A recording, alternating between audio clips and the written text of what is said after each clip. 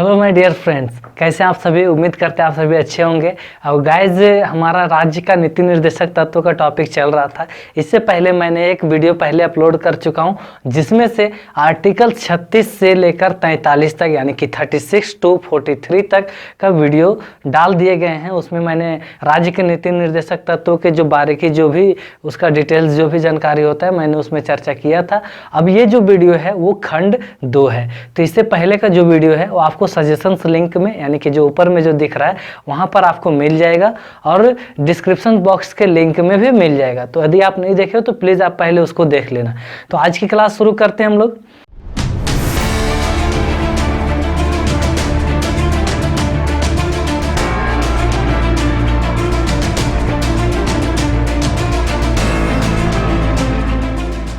मैं थोड़ा रिवीजन करा देना चाहता हूँ। ये जो हमारा राज्य का नीति निर्देशक तत्व है, ये हमारा है भाग 4 में, जो आपको नजर आ रहा होगा, और अनुच्छेद 36 से 51 में, 36 से 43 खंड 1 में डाल दिया गया, वीडियो के खंड 1 में डाल दिया गया, और ये खंड 2 है।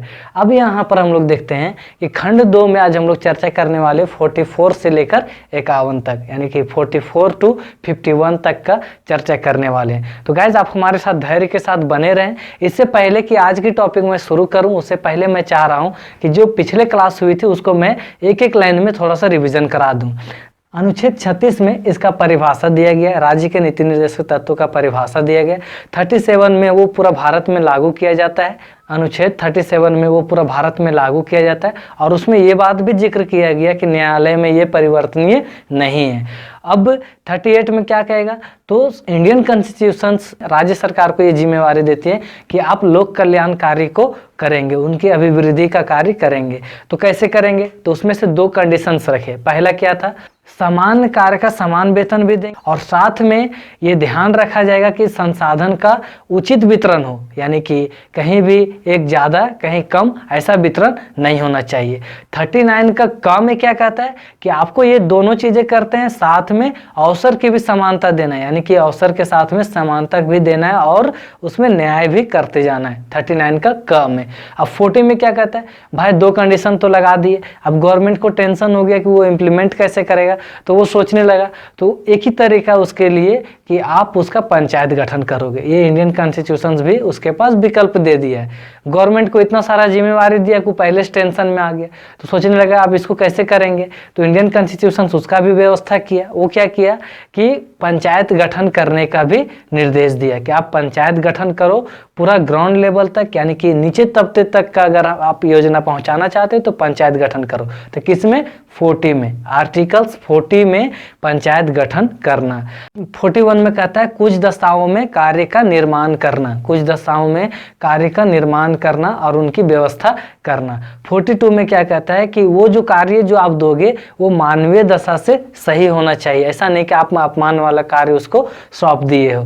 राज्य के नीति निर्देशक तत्व में जब गवर्नमेंट की जब बारी आएगी तब ऐसा नहीं कि उनको अमानवीय कार्य सौंप दिए, ऐसा भी नहीं करना है। 43 क्या कहता है कि अब देखो, पहला है कि उसको तो किसी भी हाल में काम को देना है, काम को देना है, काम भी कैसा हो, तो 42 में कहता है कि वो मानवीय दशा से सही हो। 43 में क्या कहता है, मानवीय दशा से आप सही कैसे कर सकते हो, तो जो भी मजदूर काम कर रहा है, जो भी उसका मजदूरी होगा उसका लागत आप भरपाई करोगे, उसको दिलाओगे या दोगे। तो ये चीज़ें हैं 43 में। उसके साथ में यदि 43 से अगर कहीं काम नहीं मिल रहा है, आप मजदूर काम कराना चाह रहे हो और काम नहीं मिल रहा है, तो आप क्या करोगे, तो इंडियन कॉन्स्टिट्यूशन, भारतीय संविधान उसको ये बात बोलता है कि उसके लिए अगर आप काम नहीं भी मिल रहा है तो आपको ये करना होगा कि आप कुटीर उद्योग का निर्माण करो।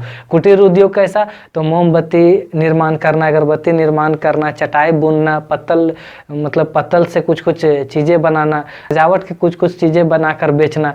तो ये सब जो छोटे छोटे, जो आप घर में भी लगा सकते हो, कुटीर मतलब छोटा उद्योग, और उसको जो घर में लगा सकते हो, ये आपको निर्माण करना होगा लोगों के कल्याण के लिए। तो हमने अभी तक कहां से चर्चा किया, 36 से 43। उम्मीद करते हैं कि यदि आप लोग वो वीडियो नहीं देखे हो तो प्लीज़ उसको तो जाकर देख लो, अगर नहीं देखे हो तो उसमें मैं थोड़ा और डिटेल से बताया हूँ, और अगर नहीं देखे हो तो अभी के लिए फिलहाल इतना काफ़ी है। एक रिविज़न हो गया। आज जो हम लोग चर्चा करने वाले वो हो जाएगा हमारा 44 से। अब 44 में भला क्या कहता है, तो आप ध्यान देना, नागरिकों के लिए समान सिविल संहिता। ये आर्टिकल्स एक ऐसा आर्टिकल्स है जो पूरा भारत में समान लाना चाहता है, समानता लाना चाहता है।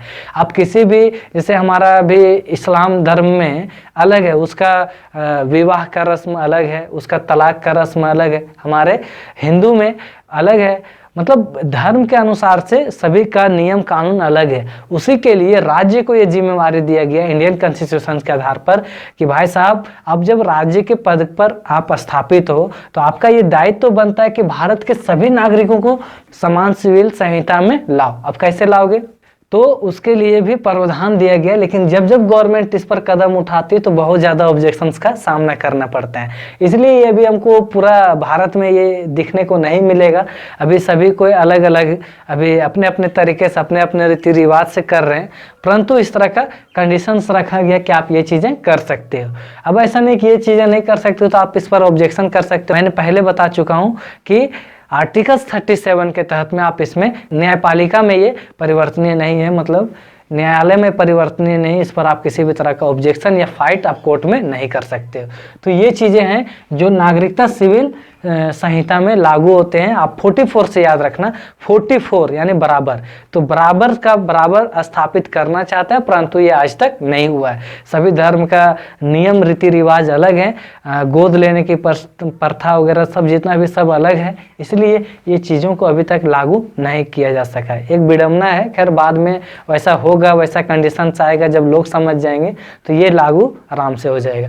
खैर हम लोग चलिए आर्टिकल्स 45 की चर्चा करते हैं। गाइस, आर्टिकल्स 45 की चर्चा करने से पहले मैं आप लोगों को एक सॉरी बोलना चाहूँगा, माफ़ी मांगना चाहूँगा, क्योंकि जो मैंने मौलिक अधिकार का जब मैंने जिक्र किया था उसमें जो आर्टिकल्स 21 का जो ए में जो जिक्र किया था शिक्षा का अधिकार, वो आपका 39 में नहीं था। उसका वीडियो आपको दिख रहा होगा यहाँ पर, मैंने उसमें 39 बता दिया, वो 39 में नहीं था, वो 45 में था। प्लीज़ उसको सुधार लोगे, इसके लिए मुझे बहुत गिल्टी फील हुआ था बाद में जब मैंने देखा कि ये मैंने गलती बता दी है, तो प्लीज़ आप उसको सुधार लेना। वो हमारा था आर्टिकल्स 45 में था, निःशुल्क एवं अनिवार्य शिक्षा का जो प्रावधान था वो हमारा आर्टिकल्स 45 में था, और जिसको चेंज किया गया था 86वें संविधान संशोधन जो हमारा 2002 में हुआ था, ये यहाँ पर था, पहले 45 में था, इसको चेंज कर दिया गया। तो भाई यहाँ तो खाली हो जाएगा ना, तो अब इसमें क्या किया गया कि 6 वर्ष से कम उम्र के बच्चों के लिए जो आंगनबाड़ी, जो आप लोग सुनते होंगे हमारे झारखंड में भी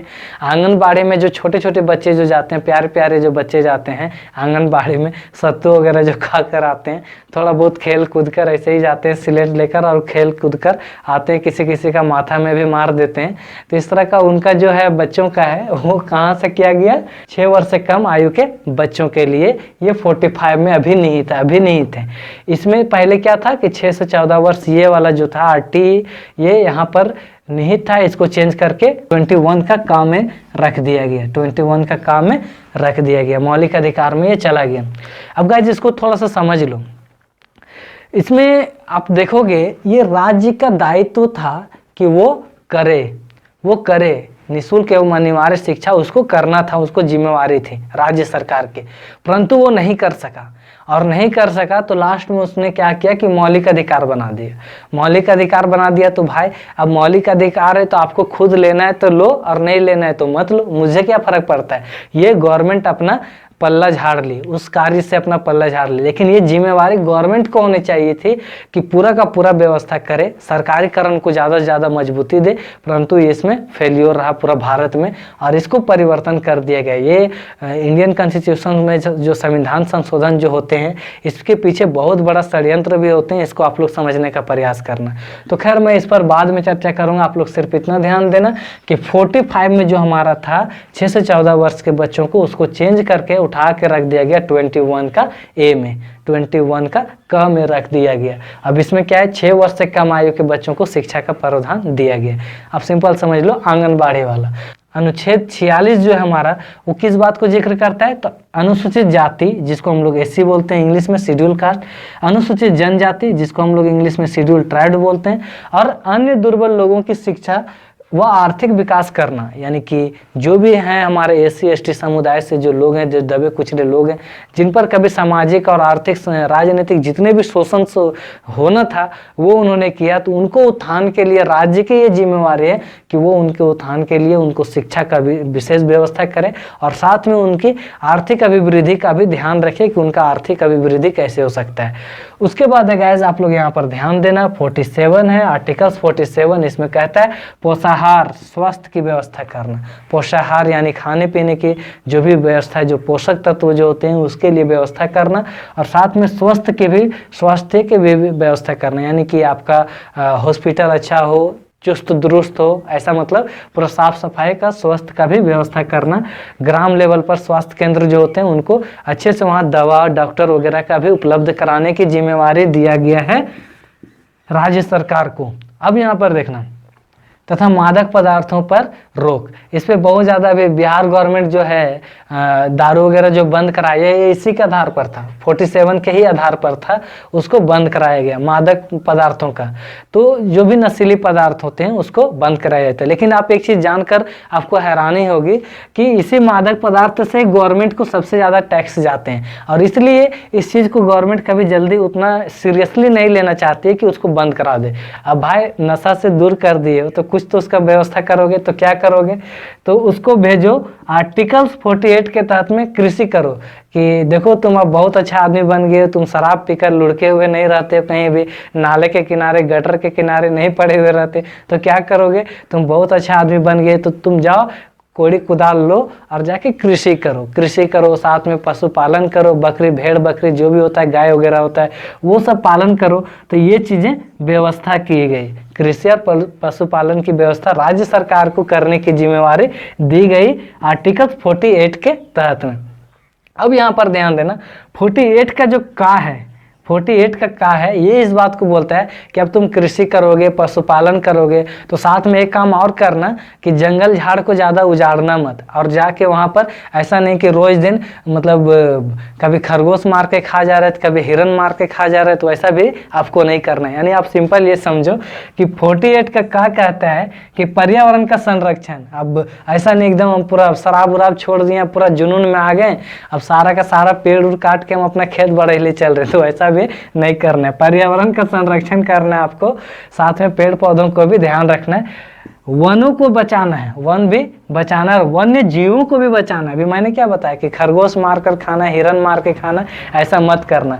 इसी के आधार पर आप समझ सकते हैं जो सलमान खान हमारे जो इतने बड़े सेलिब्रिटी हैं, उन्होंने इसी के आधार पर फंसा, वन्य जीवों को, हिरन को शिकार करने के चक्कर में उन्होंने फंस गया। तो यहाँ पर क्या दे रहा है, अब इसको तो जिम्मेवारी है भाई राज्य सरकार को, अब कोई मार के खा जाएगा तो ये तो दिक्कत है ना। तो इसलिए आर्टिकल 48 का ए के तहत में वन्य जीवों का संरक्षण का भी व्यवस्था किया गया। ये कब किया गया, तो आप लोग देखोगे 42वें संविधान संशोधन जब हमारा 1976 में जब होता है, उस बीच में ये आर्टिकल्स 48 का ए को लाया गया, जिसमें पर्यावरण संरक्षण, वन तथा वन्य जीवों का सुरक्षा का विशेष ख्याल रखा गया। मुझे लगता है यहाँ तक समझ में आ रही होगी आप लोगों को। अगर आ रही होगी तो प्लीज़ आप हमारे इस कमेंट बॉक्स में कमेंट कर दो कि सर मुझे समझ में आ रही है, या फिर लाइक करके भी मुझे बता सकते हो कि हाँ मुझे समझ में आ गई। अब गाइस हम लोग 49 का चर्चा करें तो 49 में इस बात को जिक्र करता है राष्ट्रीय महत्व स्मारकों, ऐतिहासिक स्थलों का सुरक्षा। जैसे कि अभी हमारा बिहार में अगर हम लोग चले जाते हैं, बिहार में चले जाते हैं या दिल्ली में चले जाते हैं, बिहार का एग्जाम्पल देते हैं, बोध गया हो गया, नालंदा का खंडर हो गया, ये सब क्या है, ऐतिहासिक स्मारक है। दिल्ली में चले जाओगे तो आपको कुतुब मीनार वगैरह मिलेंगे, लाल किला मिलेंगे, तो इस सबको संरक्षण का किनको जिम्मेवारी, राज्य सरकार को। आगरा में आपको ताजमहल मिलेगा, इतना खूबसूरत ताजमहल, उसको संरक्षण की जिम्मेवारी किसको, तो सरकार को जिम्मेवारी। तो ये सब चीज़ें कौन दिया गया, इंडियन कॉन्स्टिट्यूशन के आधार पर इसको जिम्मेवारी दिया गया कि आपको इन चीज़ों को सुरक्षित रखना है, जो हमारा धरोहर हो, राष्ट्रीय धरोहर हो। अब गाइस यहाँ पर 50 का चर्चा करते हैं। जो भारतीय संविधान है उसका जो आप 4 पिलर के जब बारे में जब जिक्र करोगे, कार्यपालिका, न्यायपालिका, विधायिका और मीडिया, ये 4 चीजें हैं। ये 4 चीजों को अलग अलग रखा गया है, लेकिन मुख्यतः कार्यपालिका और न्यायपालिका जो अलग जो करने का जो आर्टिकल्स है वो हमारा है 50, यानी कि आधा आधा बांट दिया। अब ये क्यों किया गया? क्योंकि आप जब देखोगे कार्यपालिका में आपका कौन कौन आ जाएंगे कार्यपालिका में, तो प्रशासनिक विभाग, आप सिंपल ये समझो प्रशासनिक विभाग जो सचिवालय वगैरह होते हैं, डीसी डीएम जो काम करते हैं, हमारे एसपी डीएसपी जो काम करते हैं, वो क्या है कार्यपालिका में आपके चला जाएंगे, प्रशासनिक विभाग में चला जाएंगे कार्यपालिका में। तो उनके द्वारा न्यायपालिका को ये प्रेशर ना बनाया जा सके किसी फैसला को लेकर, इसलिए उनको अलग रखा गया है। अब ऐसा नहीं कि अगर कार्यपालिका में रहते हुए आप कुछ गलत कर देते हो। मैंने आदेश के बारे में बताया था मौलिक अधिकार में 32 में आदेश के बारे में बताया था। तो न्यायपालिका जब तक स्वतंत्र नहीं रहेगी तब तक वो न्याय कैसे करेगी? उसको या तो प्रेशर बना दिया जाएगा या तो उसके तरफ से इतना ज़्यादा लाड प्यार दिखाया जाएगा कि न्यायपालिका भी कहीं ना कहीं भेदभाव करेगी। लेकिन ये वर्तमान में हो रहा है। अभी सुप्रीम कोर्ट में अभी ट्विटर पर पूरा छाया हुआ है, हाईजैक लेकर कॉलेजियम सिस्टम नहीं चलेगा। तो कहीं ना कहीं वहाँ पर भी जाति व्यवस्था का घोर षड्यंत्र देखने को मिलता है सुप्रीम कोर्ट में। खैर अभी हम लोग उस पर बाद में जब चर्चा करेंगे तो उसको डिटेल से बता दूंगा कि कॉलेजियम सिस्टम क्या है। आर्टिकल्स 50 में इस बात को जिक्र करता है कि कार्यपालिका और न्यायपालिका भाई अलग रहेगा, क्योंकि अगर तुम लोग ढंग से नहीं काम करोगे तो न्यायपालिका को तो कुछ तो एक्शन लेना पड़ेगा, तो इसलिए इसको अलग रखा गया। अब गाइज हम लोग चर्चा करते हैं 51 की। 51 की अगर हम लोग चर्चा करें तो आपको नजर आ रहा होगा, अंतर्राष्ट्रीय शांति व सुरक्षा अभिवृद्धि करेगा। क्या करेगा? राज्य की जिम्मेवारी है कि कोई भी उसके जो नागरिक होंगे कुछ ऐसा कार्य ना करें जिससे हमारा अंतर्राष्ट्रीय शांति भंग हो या देश की शांति भंग हो। इन सारी जो बातों को जो ध्यान रखना, उनकी सुरक्षा की जो बात रखना है वो हमारा राज्य सरकार ध्यान रखेगा। आप यहाँ पर थोड़ा सा एक ध्यान देना, अंतर्राष्ट्रीय जब सुरक्षा की जब हम लोग बात कर रहे हैं, यहाँ पर सुरक्षा की जब बात कर रहे हैं तो इसी में आपका वन्य जीव का जो संरक्षण कर रहे हैं हम लोग, जो पर्यावरण का जो संरक्षण कर रहे हैं वो भी उसी में चला जाएगा। तो आप लोग इससे भी समझ सकते हो कि शांति बहाल करना है, कुछ ऐसा एक्टिविटी नहीं करना है जिससे हमारा देश और पूरा विश्व है सो समस्या में फंस जाए। शांति बहाल करने के लिए, पूरा विश्व में शांति बहाल करने के लिए इसका अभिवृद्धि का कार्य करेगा। कैंपिंग वगैरह जो भी होता है, अवेयरनेस वगैरह, जागृति को लेकर जो भी कार्य होते हैं वो राज्य सरकार को जिम्मेवारी दी गई है। तो गाइज उम्मीद करते हैं आप लोगों को ये वीडियो पसंद आया होगा, समझ में आया होगा। अब ये आप लोग का राज्य का नीति निर्देशक तत्व समाप्त हो चुका है, एंड हो चुका है, और इसके बाद का जो हम लोग चर्चा करने वाले हैं वो होगा 51 का 51 का क्या है भाई? तो मूल कर्तव्य, इसी में मूल कर्तव्य जो हमारे पास जो 11 मूल कर्तव्य हैं, एक नागरिक को क्या क्या कर्तव्य होने चाहिए उसके बारे में हम लोग चर्चा करेंगे नेक्स्ट वीडियो में। तब तक के लिए आप लोग वेट करते रहिए। नेक्स्ट जो हमारा टॉपिक होगा 51 का इसमें मूल कर्तव्य जो है हमारे बीच में, उसको हम लोग चर्चा करेंगे। Thank you, bye bye, take care, love you to all.